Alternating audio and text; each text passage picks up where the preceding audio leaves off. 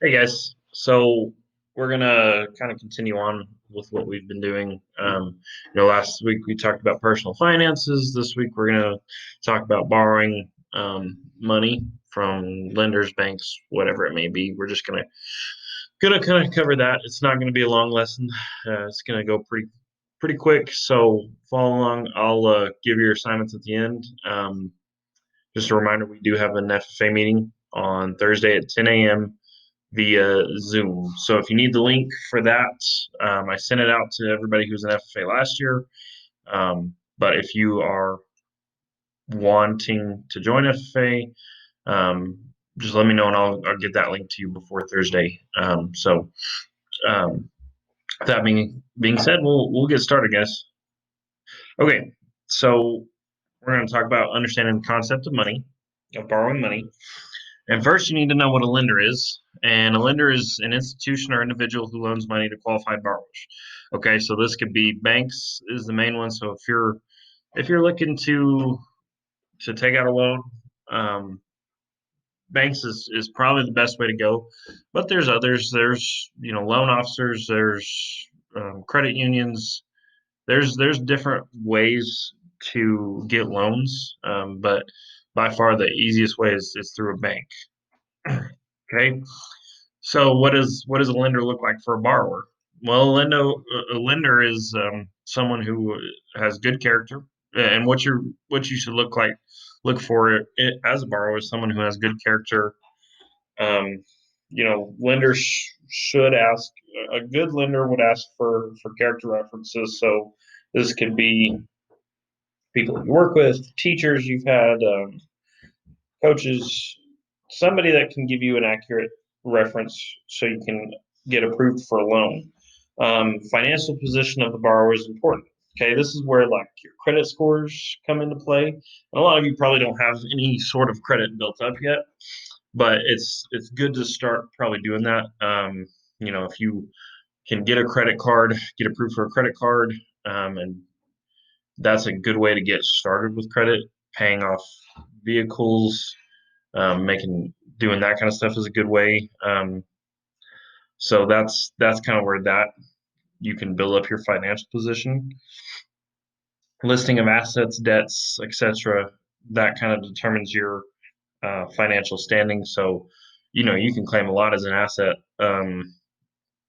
You could claim your TV. You could claim, you could claim like a microwave if you wanted to as an asset. It's something you own holds value. That's what an asset is.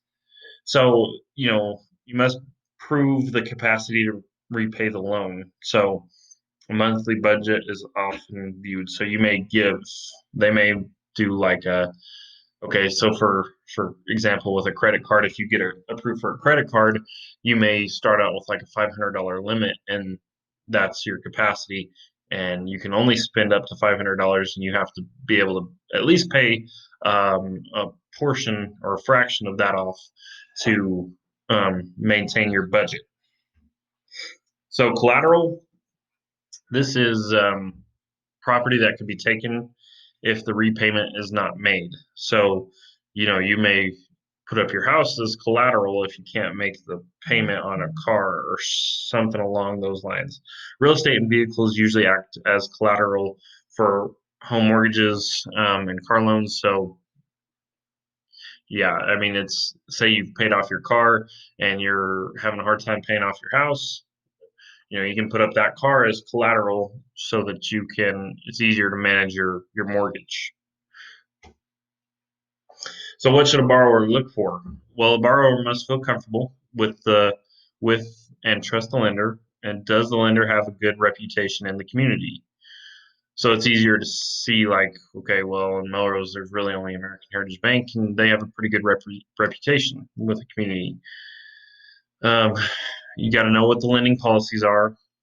You got to consider permanence of the lending institution, consider the total cost of the loan. So if it's 100,000, if you're looking at doing $100,000 and you can only get approved for 80,000, you got to come up with that 20,000 to supplement.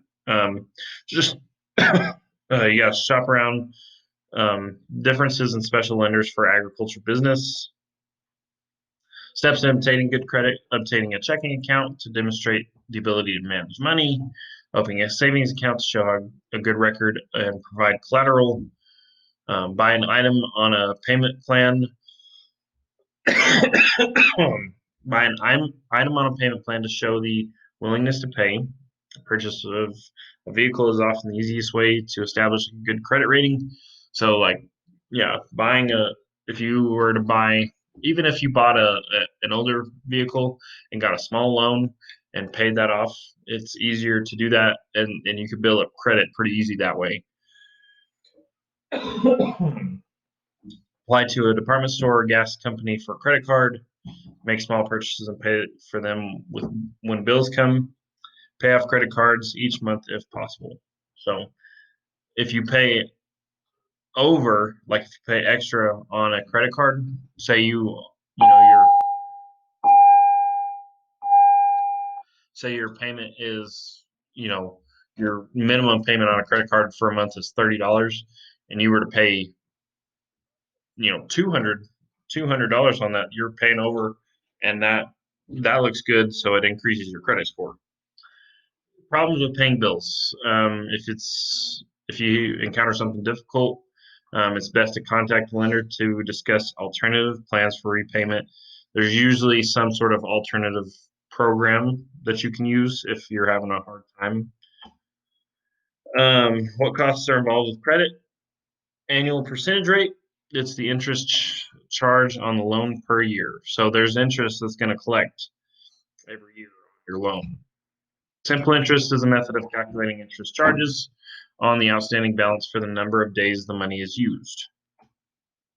And so for, like, if you borrow $1,000 for 1 year at 7% interest, you would expect monthly payments of $89.17.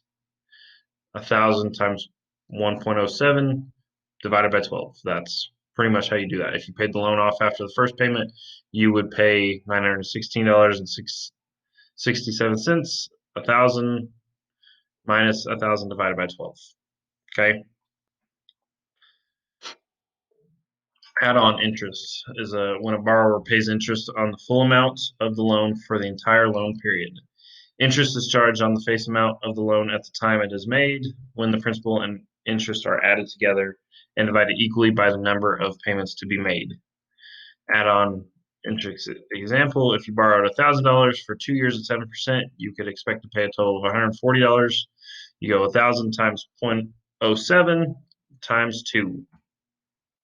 Percent per month is calculated by the month on the unpaid balance. So if the charge is up to 2.5% per month, up to $300, 2% up to $500, 1.5% up to $1,000, and 1% over $1,000. Interest in advance. Interest is calculated, then subtracted from the principal before the borrower actually receives it. If a borrower took a 1-year loan for $1,000 at 7% interest, he or she would receive only $930 at the start of the loan. Okay. So things to kind of remember for this lesson: what does a lender look for in a borrower? Um, what are the characteristics of a good lender? What is the concept of establishing credit? And just using those little formulas to calculate the cost of credit. Pretty straightforward, pretty simple, guys. So for this week, I'm going to post a discussion, and either a discussion quiz or just a short quiz over um, this slideshow.